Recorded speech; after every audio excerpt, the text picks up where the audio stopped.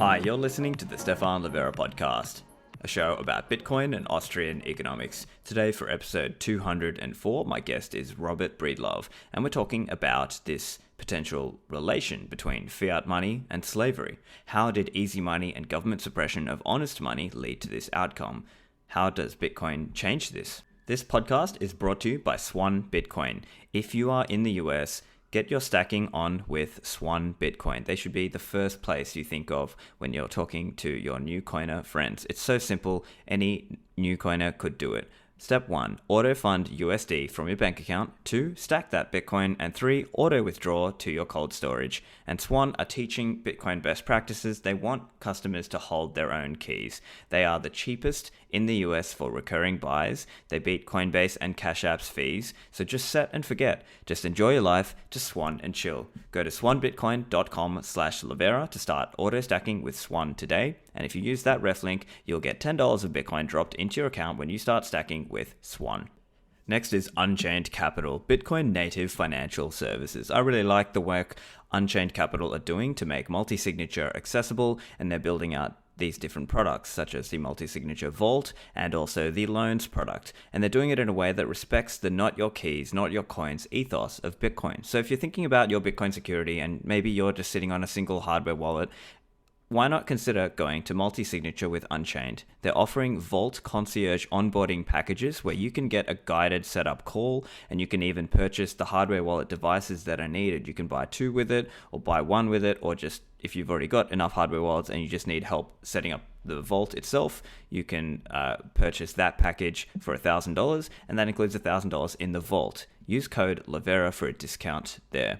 Go to unchained-capital.com to find out more. Alright, one quick note before the interview. Apologies, listeners. I made a mistake with the recording, and so unfortunately the recording on my side of it came from my webcam microphone as opposed to my podcast microphone, but rest assured, Robert's audio is good. So here's the interview. Robert, welcome to the show. Hey, Stefan. Thanks for having me.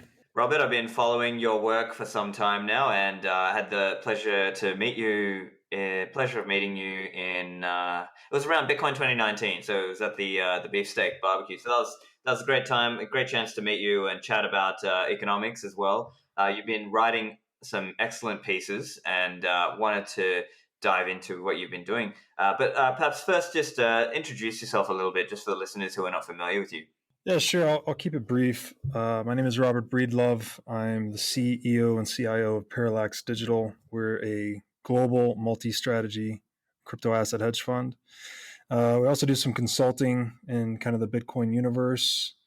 And then, Bitcoin has given me an impetus to write. I've been a lifelong reader, but more recently I've been writing just to sharpen my own understanding, and people have enjoyed it. So I'm going to keep doing it. Phenomenal. And you've been writing some excellent pieces. And so today I wanted to really focus on your piece around masters and slaves of money. And obviously there's a lot of ideas to unpack here. So I guess let's just start with, why did you write this one? Yeah, I think the more I've studied Bitcoin, which naturally, because you're actually studying the concept of money, it takes you into this entire bottomless rabbit hole of history that so many Bitcoiners talk about. I think the more closely I've studied it, the more I've realized that essentially the monetary standard and the moral standard are inexorably linked.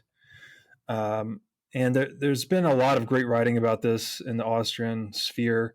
A couple of books that inspired this were Honest Money by Gary North, and the Ethics of Money Production by Holson, which I know you've talked about a lot on your show. And I just wanted to. It felt timely to write a piece, kind of with all the racial tensions going on, especially here in the U.S. I actually think that a lot of what we saw in the wake of George Floyd's killing, it's a symptom of a much deeper problem, which is we have this moral decay at the root of money. And I just wanted to really make a strong argument against fiat currency and make the case for how Bitcoin sort of actually helps help heal a social morality. Right, and so before we dive into slave masters in the past, I suppose a skeptic might be thinking. Now, obviously, I agree with you, but a skeptic might be looking from the outside and thinking, "Oh, well, aren't you guys just drawing this longbow connection between money and immorality and slavery? Is that just a massive longbow? Why is that not a longbow?" Well, I think there's actually a great example in the piece that I lifted from Gary North in the book Honest Money, and he talks about the case of a hypothetical winemaker who is operating in a centrally banked economy, and he knows that his central bank recently, say, doubled the money supply, just for simplicity's sake. So this winemaker that's accustomed to selling his wine for $20 a bottle, all of a sudden he faces a dilemma essentially, and kind of ignoring the unevenness of inflation in an economy. Just again for simplicity's sake, he basically has three choices. The winemaker can continue to sell his bottle of wine for $20 a bottle, knowing that he's going to take a 50% haircut, right? The money supply doubled. All of his cost of inputs effectively doubled. So if he holds his selling price constant, he will eat that full loss due to inflation. His second option is he could actually start using cheaper ingredients or even water down his wine, but continue to sell it for $20 so that he could maintain his margin. And then, of course, his third option would be to double the selling price to $40, such that he receives the same value for his wine denominated in post-inflation dollars. And what's really interesting about this is even if this hypothetical winemaker decides to go with option number three and to sell his wine at full brass, $40 post-inflation, $40 per bottle in post-inflation dollars to maintain his own margin, he'll actually face competitive pressure from other winemakers that may be a little more unscrupulous and go for option two, right? And it could just be at the margin. Someone could just be adding a few ounces of water to their wine or just using some slightly cheaper grapes. But it's essentially this process that actually links inflation to the incentive to defraud your customers. So inflation actually quantifiably incentivizes merchants and producers to be dishonest. And again, even if you're the honest, morally virtuous winemaker choosing option number three, you're now forced to weigh your moral integrity against your financial well-being because the other winemakers with less scruples will actually outcompete you, right? If they can keep selling the same wine at $20 a bottle using a few drops of water or whatever it is, then they actually put you at risk. So it pushes honest producers out of business. And so it's something very deep. It's almost as if, and inflation is a very misunderstood concept, but as I think most Bitcoiners understand, it is taxation without representation. It's theft. That's all it is. It's not good for an economy in any way. There's not a single equitable benefit. It only benefits those who can inflict it on others. That theft that's integral to the current monetary system is actually infectious in a way, right? So, in the same way that this winemaker is incentivized to defraud his customers, who it actually radiates out from them, right? So, if the customer receives an inferior product for their dollars, then all of a sudden they're incentivized to cut costs elsewhere, and it pushes it out further from there. So, it's almost like a moral or deceitful cancer that riddles an economy when you centrally manage a money supply and inflate it to the benefit of governors at the expense of everyone else. So and I was telling you kind of before the show, I still get arguments from people who I think are really smart that will bold-faced tell me, no, inflation's good for an economy. You need rising prices. You need rising wages. And I'm just blown away, frankly, that this, what I consider to be the greatest con in human history, has been so successful, that they've duped otherwise really intelligent people into believing inflation is a naturally occurring phenomenon or is even healthy for an economy when it could not be further from the truth. I'm curious, why do you think they believe that? Is it they have a higher trust in the system? Is it that they just were taught incorrectly and so they've fallen down some kind of economic fallacy, and that's caused this kind of knock-on error of believing in the necessity of inflation? It seems to me to be a combination. If you only think one level deep, inflation does seem great, right? Your stocks are going, if you own assets, right? which most people strive to do, strive to own stocks, house, your wages are increasing. So all this nominal increase, I think, is very deceptive for most people who don't think in a penetrating way. A lot of people, I think, really do focus on kind of the symptoms of the system.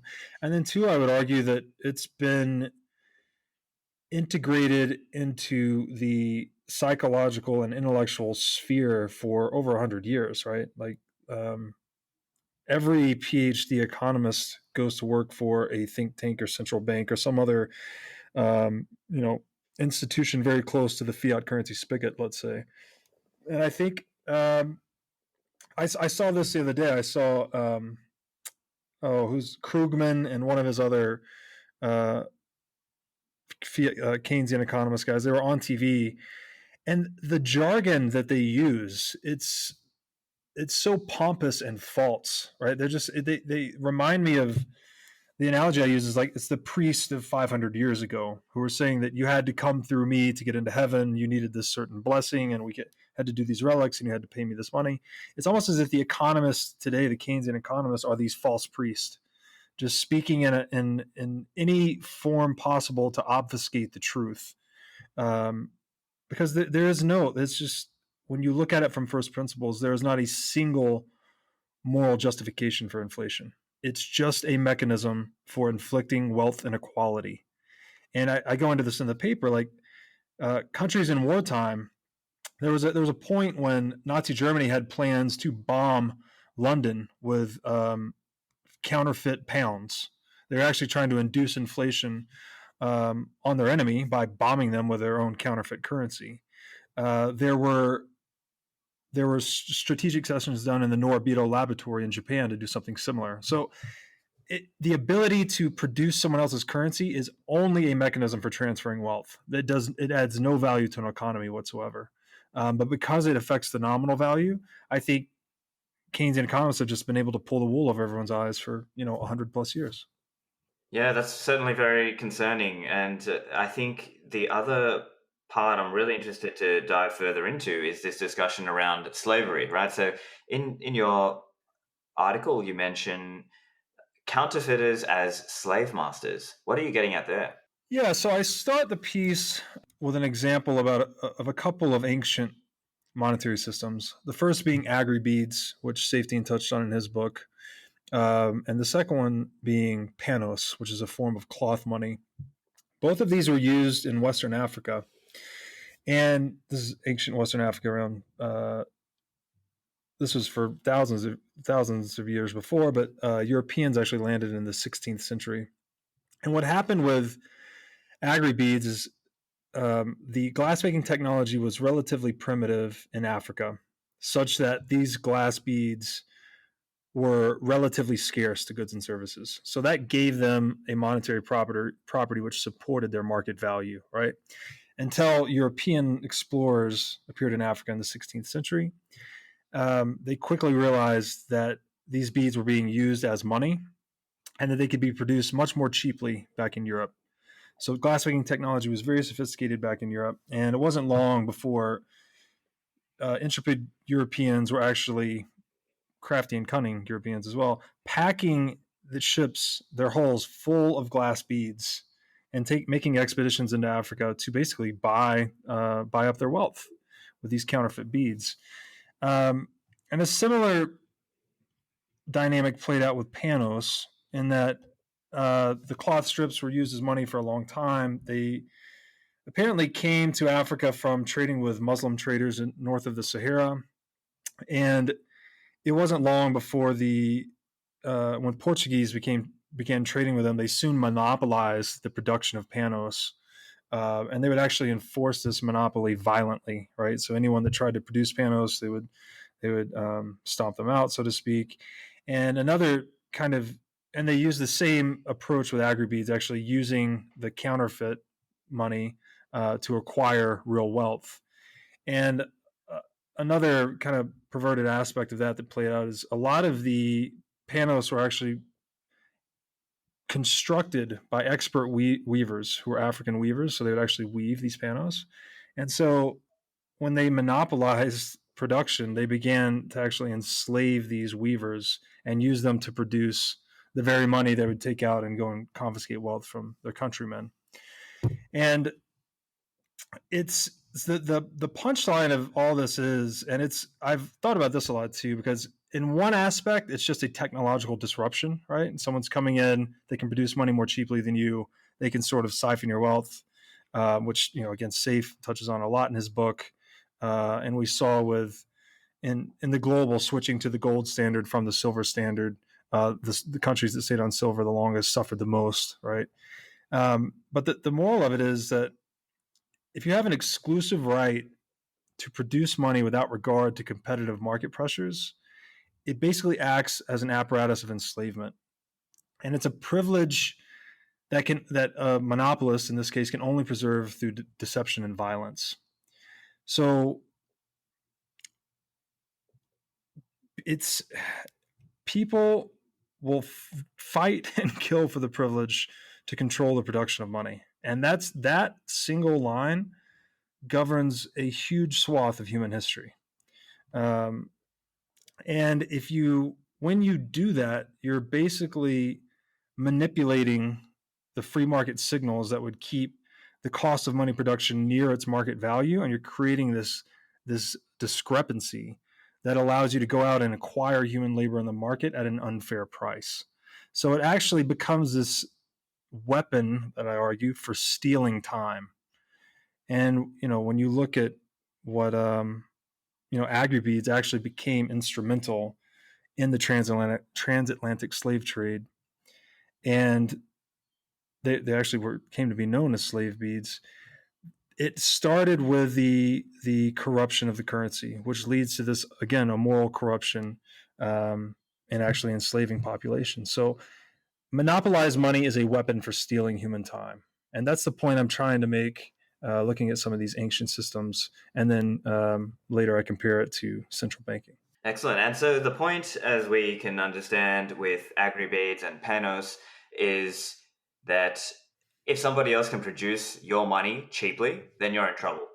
And that's right. So I would say, let's talk a little bit about the parallel in Bitcoin world, right? So in Bitcoin, what secures Bitcoin is the proof of work, right? So it's if you can do SHA-256 hashing, that's what essentially secures Bitcoin, and also is the mechanism by which new coins are distributed. So I guess hypothetically, if there was some alien who turned up to Earth with incredible SHA-256 hashing capability, well beyond our human capability, then they would be able to create new Bitcoins. But this is probably where we would then say, well, hold on, there's also the difficulty adjustment, and there's also the factor that about 18 million of the Bitcoins have already been mined. What's your reflection?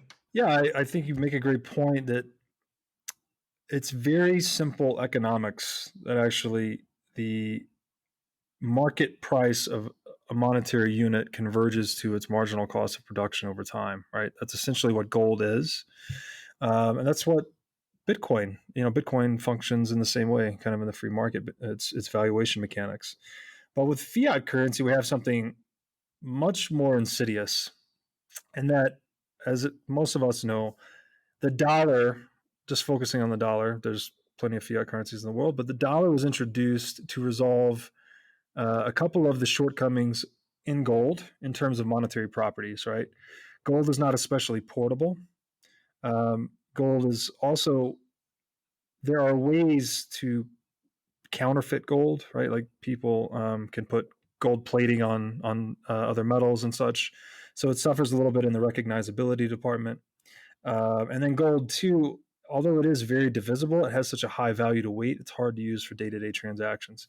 So by abstracting gold into a paper currency, right, it made it more portable, more recognizable, and more divisible. Basically, and that's what, when the world finally settled on a gold standard, it was because it was abstracted into a paper currency. Right? We essentially kept all the properties of gold, but put them in a form that was highly transactable for a global economy. The problem with that, of course, was the custodian, right? the warehouser of the gold, which is the bank, which became the central bank. They, over time, revoked redeemability to gold, and now we have something that's irredeemable. There is no real market value. Like, fiat currency didn't arise on the free market whatsoever, right? It was basically imposed. So the way I like to describe it is that we have this monetary system today where its demand is compelled, right? We have governments that force you to pay your taxes in their currency, whereas its supply is continuously violated via inflation.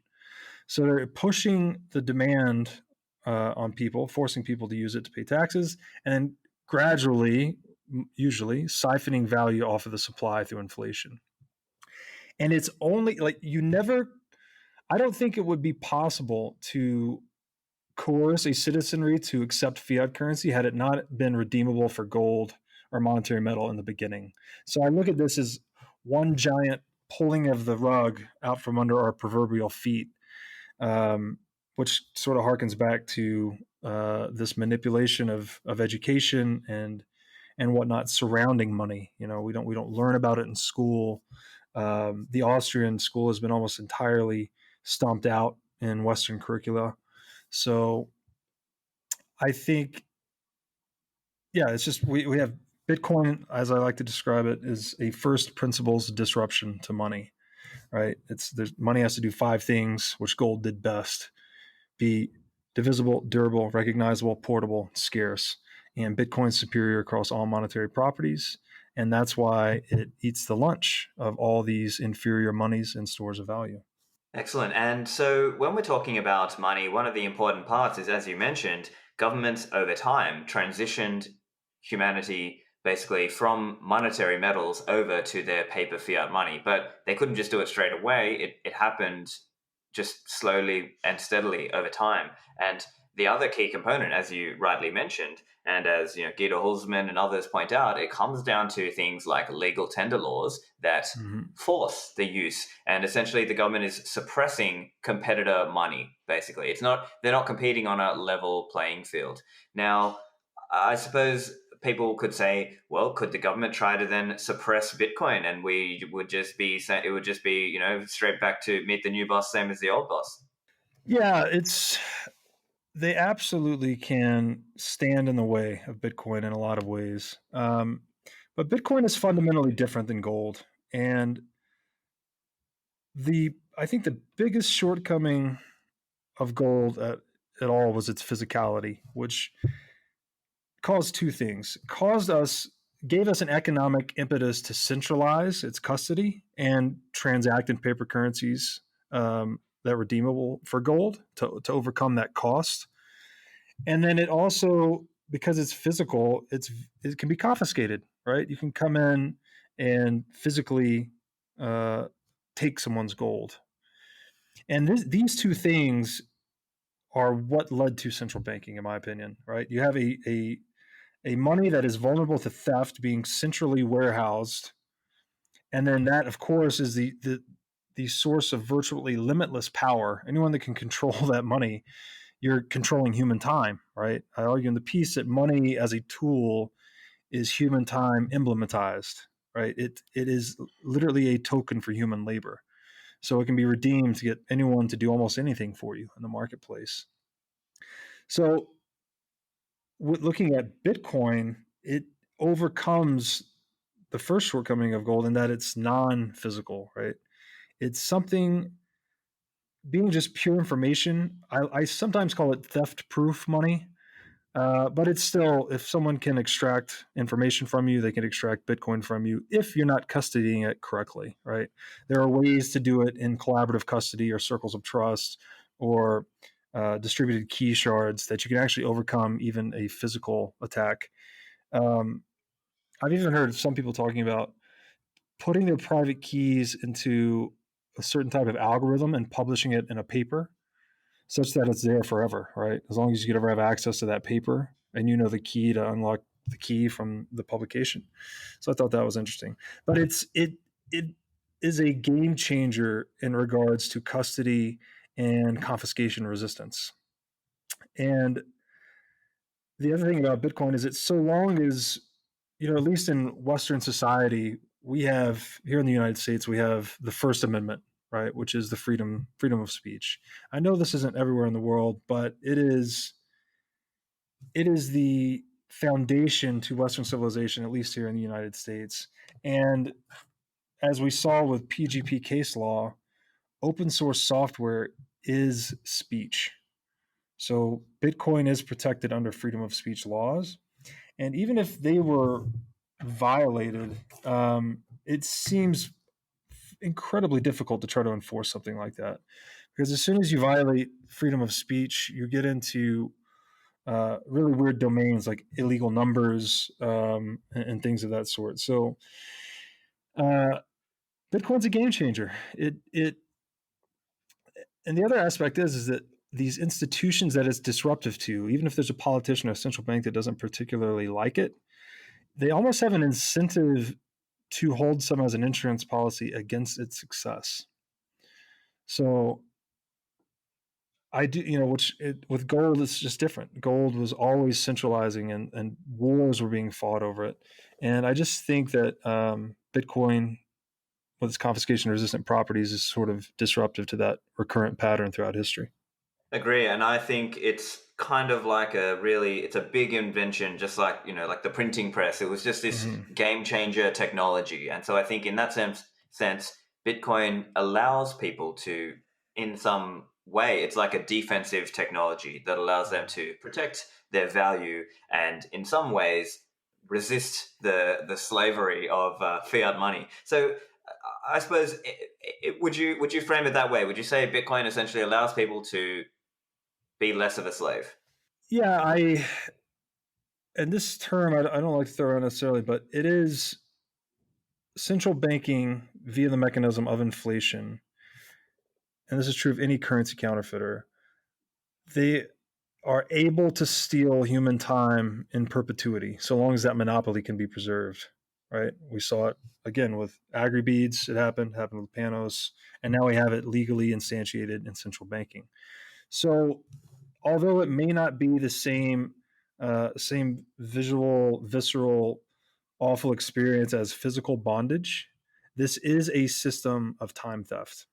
And I actually quantified some of this in the piece to argue about it. So the transatlantic slave trade took place from about the year 1500 to the mid 1800s. It was a 365-year stretch.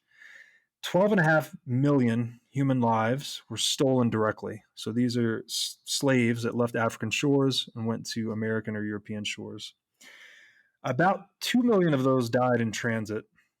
So this is a massive, massive number, right? Like we talk about the Holocaust in Germany was, I think, 6 million Jews killed. So this is twice that number, just over a much longer period of time.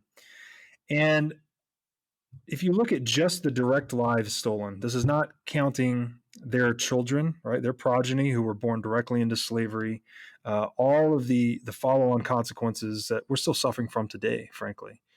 Um, and you just quantified each slave, saying that they labor 5,000 hours a year for an average life of 40 years. The transatlantic slave trade was responsible for stealing 6.8 billion hours of human time every year for 365 years on average, which came out to about 2.5 trillion hours stolen. And to set that side by side with central banking, I ran an analysis just looking at I think this is 1981 to current, showing the average hourly wage rate and comparing that to the average annual wage, comparing that to the average increase in US M2 production. So we're just focused on the Fed. I was actually calculating how many hours of human time the Fed is effectively printing through quantitative easing. And looking at that 40-year stretch, rather, the number came to almost 1 trillion hours, which was about a little over 23 billion human working hours stolen per year for 40 years straight.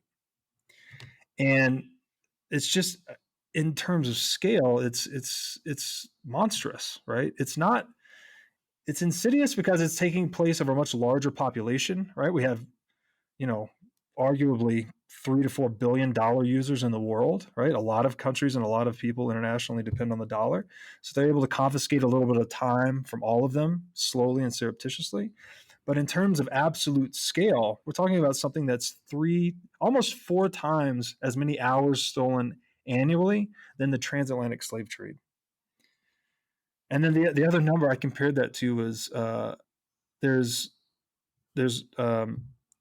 ancient texts saying that the Egyptian pyramids took 100,000 men 20 years, 100,000 slaves 20 years to construct. So each pyramid basically took about 10 billion hours of human time. So if you look at it that way, the Fed is basically printing enough labor or stealing enough labor each year to build 2.5 pyramids, assuming we could do so technologically. So it's a massive pyramid scheme that is vacuum cleaning, parasite style wealth and time from productive people. And I don't see how that type of institution will continue to hold up in the digital age. I just don't think they can keep the veil on it much longer. And Bitcoin clearly has been just this huge beacon of truth that's inspired dozens of people to talk about this, to come out about this, to write about this. And I mean, it's at the lowest level, that's why I'm in the game, and I think a lot of people are. So Absolutely, and it's very shocking the level of essentially time theft or labor theft or just value theft that is being engaged in by central banks or enabled by central banks and engaged in by governments. I suppose our the inflationist no coiner person might try to rejoinder here. They might try to come back and say, well, hold on a second. You don't necessarily have to keep all your money in cash. You're meant to do things like keep it in, tips, treasury, inflation protection, or that you're meant to keep some of it in the stock market, or you're meant to invest in housing. So therefore, it's your fault for letting the inflation just drain away the value. What would you say to them? Well, I would say just look at the exacerbation of the business cycle since the inception of the Federal Reserve, right? The booms and busts are getting more severe. The volatility is increasing. And I think that's just another false narrative, frankly. Who is to tell you, who is to tell the free market where you should be storing your value? Right? There's a reason gold was outlawed. There's a reason Alan Greenspan came out and said the United States cannot legalize a sound store of value, otherwise it would eviscerate their business model. Before fiat currency, it was common to hold cash savings, right? The way I like to put it is that money is an insurance policy against the future. So long as the future is uncertain, which is forever, there will be a demand to hold cash savings. But the problem with fiat is that there's basically the technology that's being used as cash has a technological backdoor in it that someone can siphon wealth from you continuously. So this pushes you to take on more debt, pushes you to divest your savings. And it's that argument, I think, is just another lie in the central bank temple of lies. Like, it's all a bunch of bullshit, frankly. And I argue this in the piece, that Bitcoin is the truth, basically. If you look at free markets as these forms of free exchange that zero in on truth, and the American pragmatist described truth, which I think pragmatically makes sense, as the end of inquiry. So when you're competing in the free market, you're actually inquiring, right, about the nature of your business, your customers, your product. You're constantly tweaking, making changes. And whatever the free market generates for pragmatic purposes can be said to be truth. And free markets generate three things. One is accurate prices. Two is useful tools. And three is individual virtue or competitive competence, depending on how you want to look at it. And if you look at a price is just an exchange ratio denominated in money, right?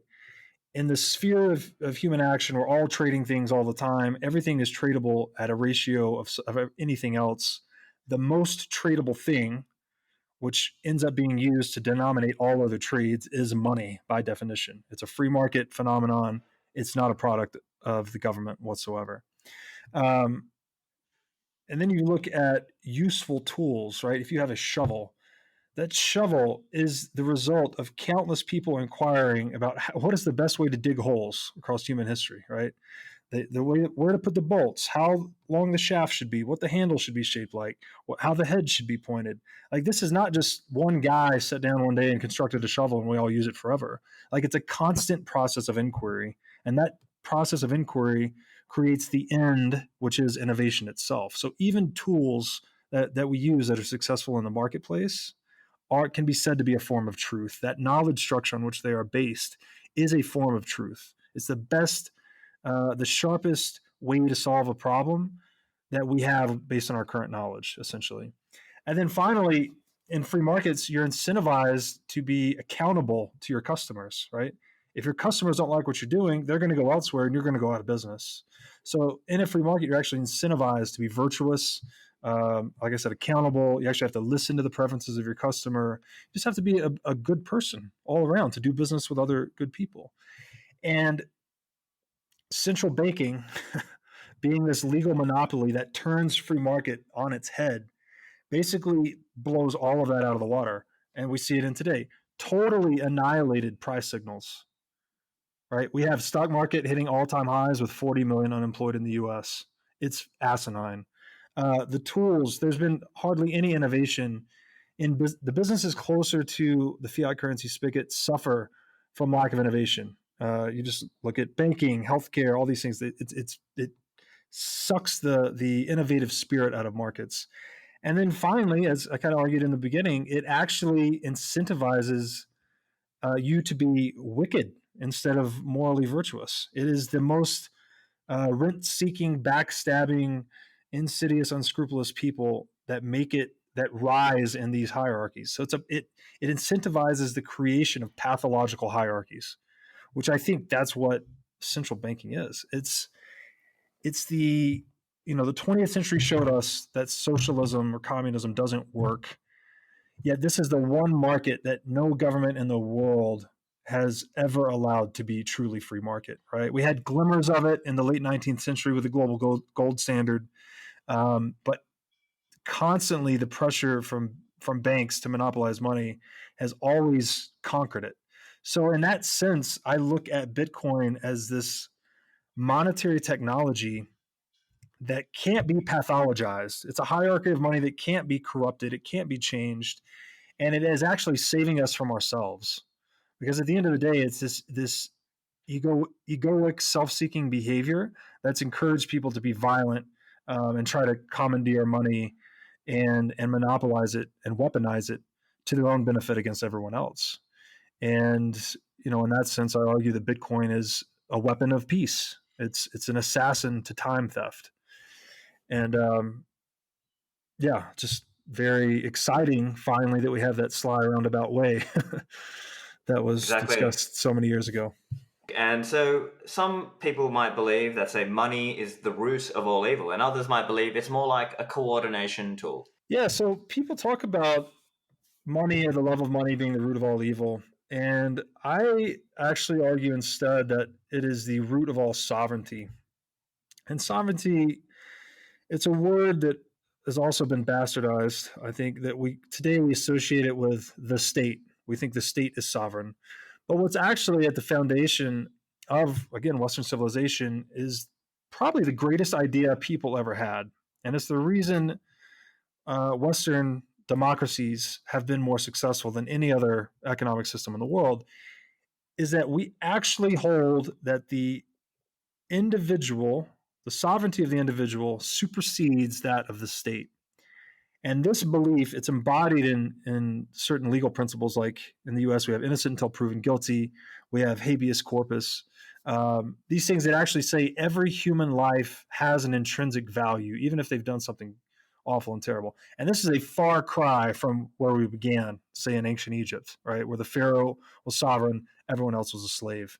So if you look at that grand arc, sovereignty has sort of been decentralizing over time to more closely mirror natural law. And again, sovereignty is a simple definition. It's the authority to act in the world as you see fit, right? It just you have the ability to go out and, as a free market participant in the world, to carry out the actions and conduct the labor and create the fruits of those labor that benefits you, so long as you're not stealing from anyone or hurting anyone, right? It's just as long as you honor basic morality: don't kill, don't steal. And so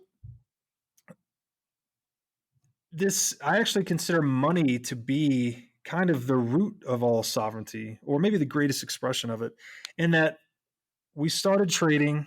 We had this system of what we call capitalism. It's basically just honoring private property rights, such that if you work on something, that you actually exclusively own the fruits of your own labor. No one else has a right to them, right?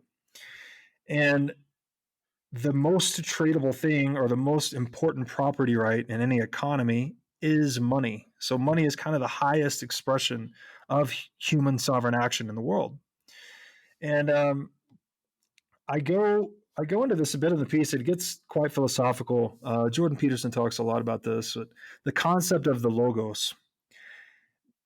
The logos is the principle of reason that mankind possesses that separates him from animal. Right, our ability to tell and believe stories is what distinguishes us as a species.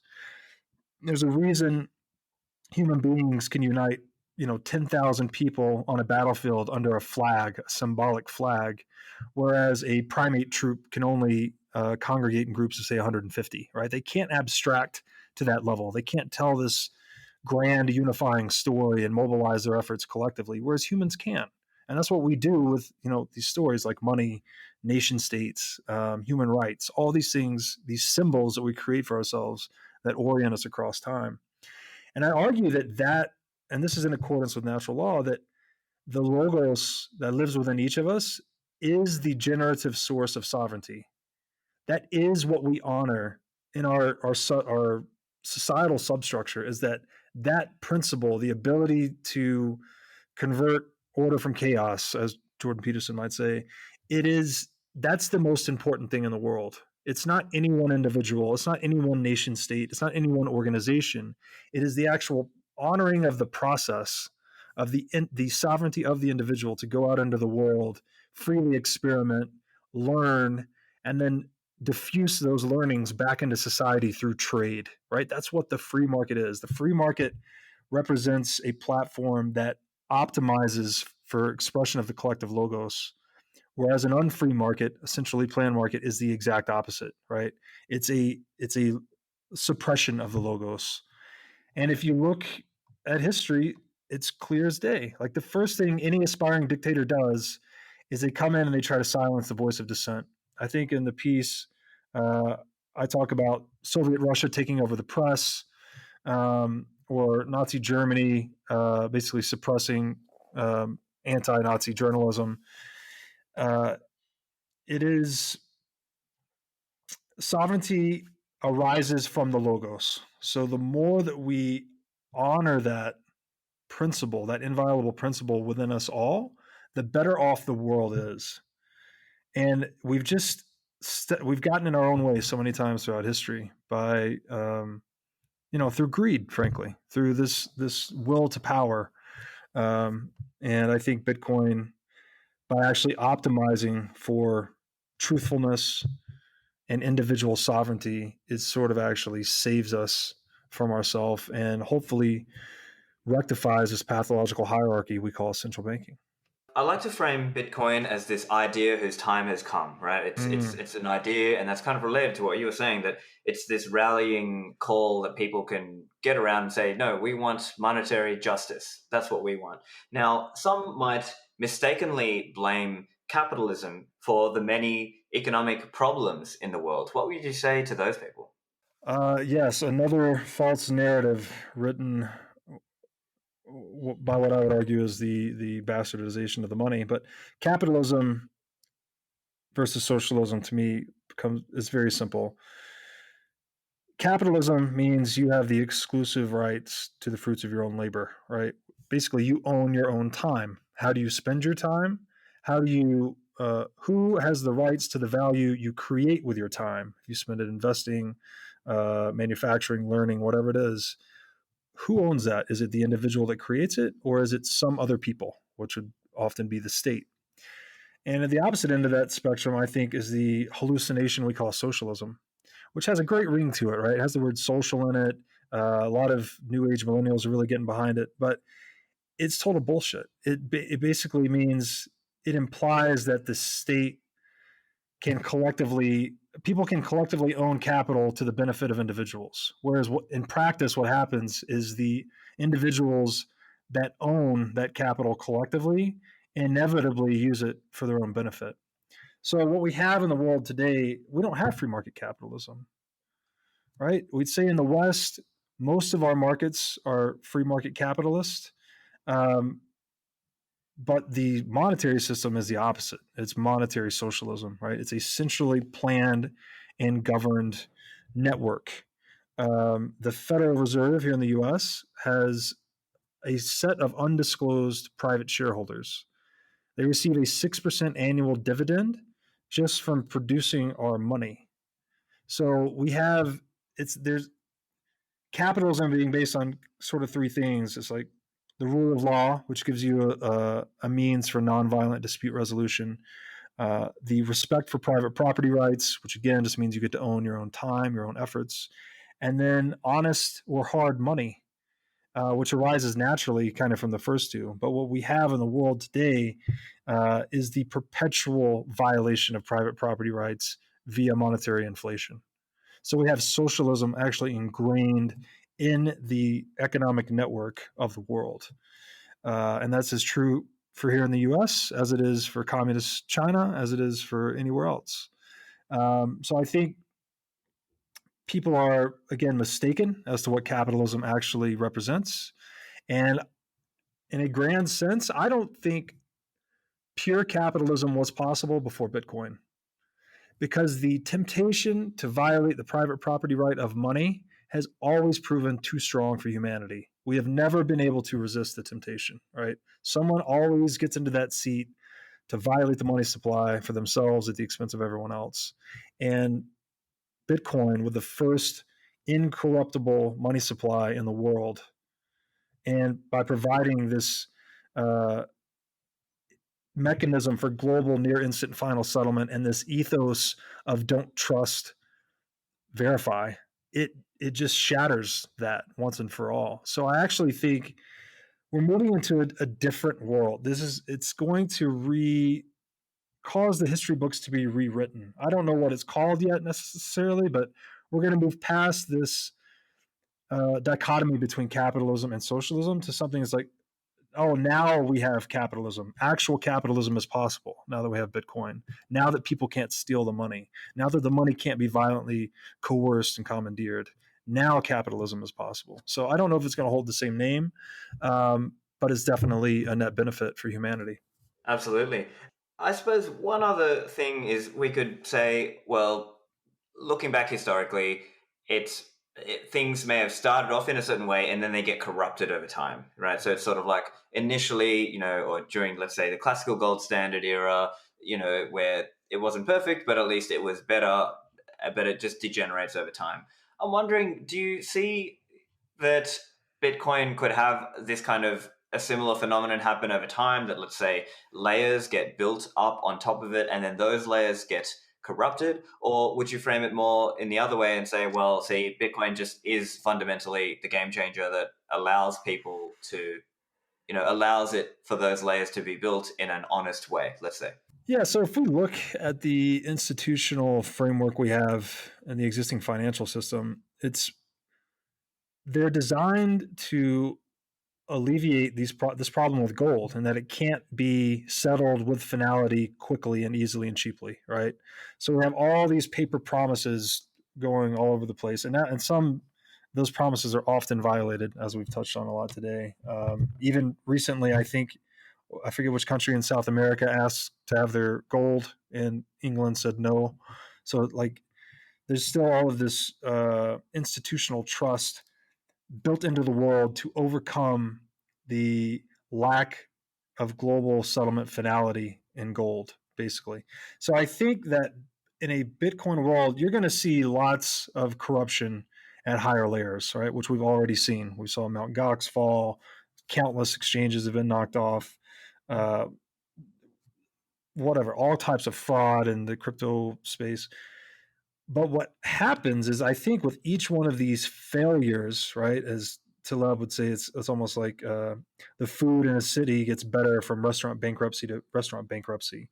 The the system as itself becomes more anti-fragile, and I think as customers, again, in a free market, able to um, impose their preferences essentially on producers, as more of these failures and thefts happen, they'll shift to more trustless settlement mechanisms. So it's going to be a wild ride. Who knows how long people can get away with stuff? I mean, there's rehypothecation is part and parcel to almost every Bitcoin business practice right now. Like, so I don't know how long it will take or how many failures it will take, but over time, I think people will naturally demand the don't trust, verify ethos and the cryptographic certainty possible with Bitcoin. Right? It's why would you stand by patiently if someone's sending you a paper IOU or a promise or even an audit from an accounting firm saying, "Oh, this is okay, just trust us, trust our accountants," versus just signing a message, right? Or just cryptographically proving a quantity. So I think in the digital age, there's just going to be this increasing demand for verification. And that that incinerates a lot of the institutional falsity we have in the world today. And one other topic I was keen to touch on with you, and perhaps we're sort of touching into one of your other articles, the one about the number zero, but you've been talking about the implications of absolute scarcity. So why is absolute scarcity important?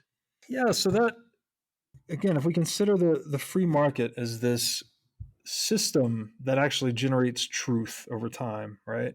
Looking at gold through that lens, gold is perhaps one of the most important tools that mankind has ever had. Right? It was the best monetary technology across the five properties of money that we ever had, even despite its shortcomings. And it was as if, because the main difference between gold and everything else was that it had superior relative scarcity, right? It was equally uh, divisible, durable, recognizable, portable to many other metals, but gold was especially hard in terms of scarcity as quantified by the stock to flow model. So, said differently, it's the most inflation resistant store of value the world had, right? So, that was the truth for the past 5,000 years. Gold is the truth of money. And if you look at Bitcoin through that same lens, it was as if the free market, it would have zeroed in on perfect scarcity, ideally, right? Perfect scarcity would be the truth, the ultimate truth of money.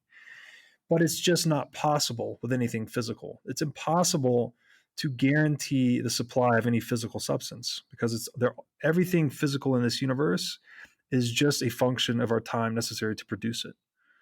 Whereas with Bitcoin, we had this one-time breakthrough for money, and that it is absolutely, predictably, definably scarce forever, and no one can do anything about it. Right? As back to your example about the aliens earlier, right? They could come here even with superior hashing technology, and they could outcompete the shit out of us in mining for maybe a long time, maybe forever. But the difficulty adjustment would constantly adapt to make sure that they weren't getting to 21 million any more quickly than Satoshi originally laid down in mathematical bedrock. So that is just, and if a little more philosophically, if money is this tool that is human time emblematized, the only other thing in the universe before Bitcoin that was absolutely scarce was time, right? So it's as if we were trying to find this tool to trade time.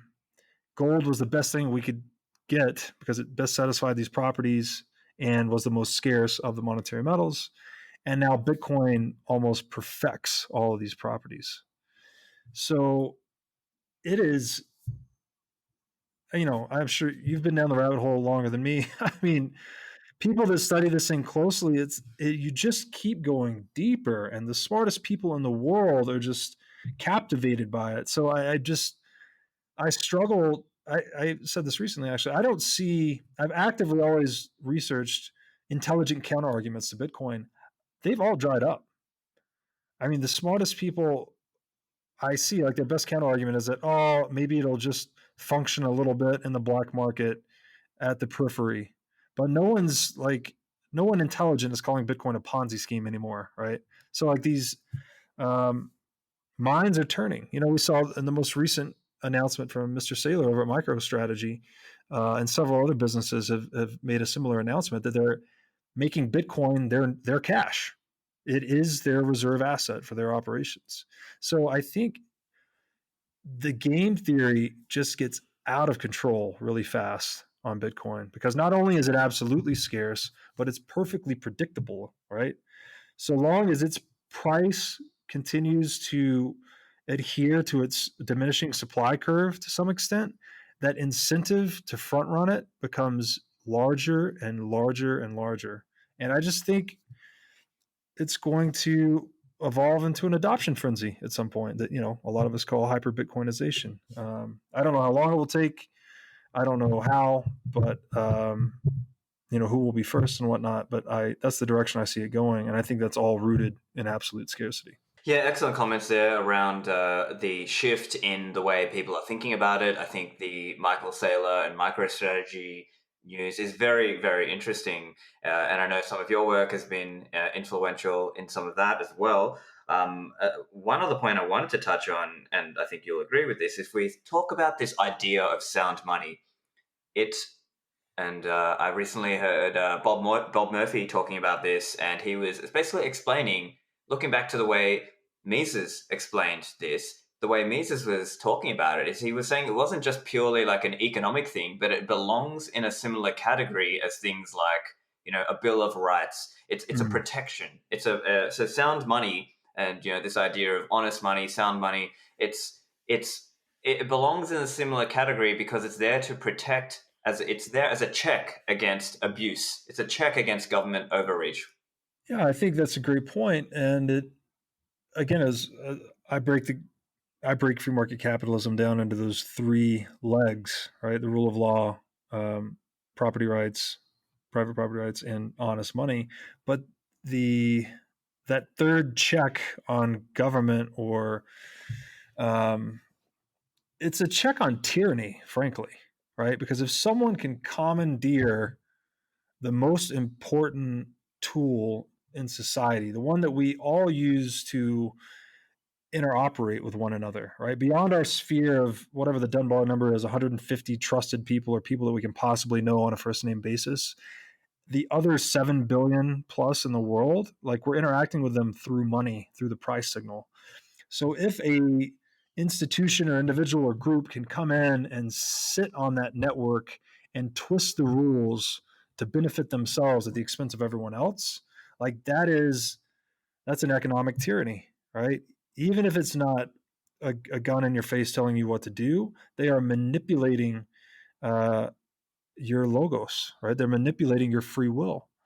And I think that's a great point from my season that I would argue that too is sort of pointing toward the inability of us to have true capitalism before Bitcoin, right? Because it was just, how could we do it? How could you do it with gold? Maybe cryptographically wrap it and audit the vaults constantly, something to that effect. But it just seems like Bitcoin is like this major fruit from capitalism, right? Like in digital space, the software and internet technology, that is the best expression of a free market we've ever had, right?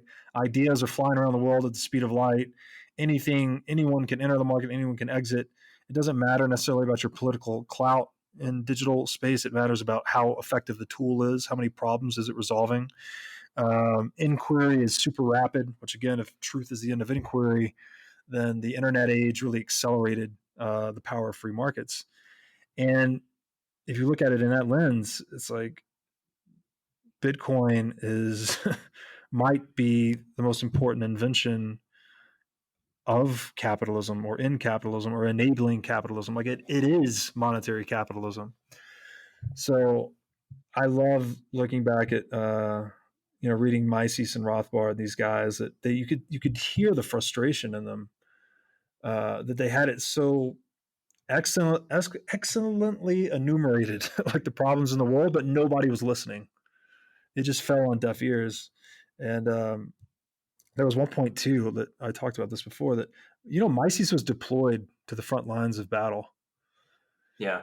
and this was at a time when he was essentially the last man in the Austrian school. Like, had he been taken out, I don't even know if we would have Bitcoin necessarily. Like, how much did Mises inspire Satoshi? We don't really know. But it's a beautiful historical arc, and it makes me feel like Bitcoin is going to work because it has to work. It's like, otherwise we're going into this Orwellian future. So, look, Robert, I've really enjoyed chatting with you. If listeners would like to find you online, where can they find you? Sure, I'm on Twitter at Breedlove22. That's BREEDLOVE 22. I post most of my writings to Medium blog, and I also put them on digg.com. I also have our website, parallaxdigital.io. That's PARALLAX digital.io. Fantastic. Well, thank you for joining me today, Robert. Thanks, Stefan. This was great. Now make sure you subscribe and share the show with your friends. Find the show at stefanlivera.com/204. See you guys in the Citadels.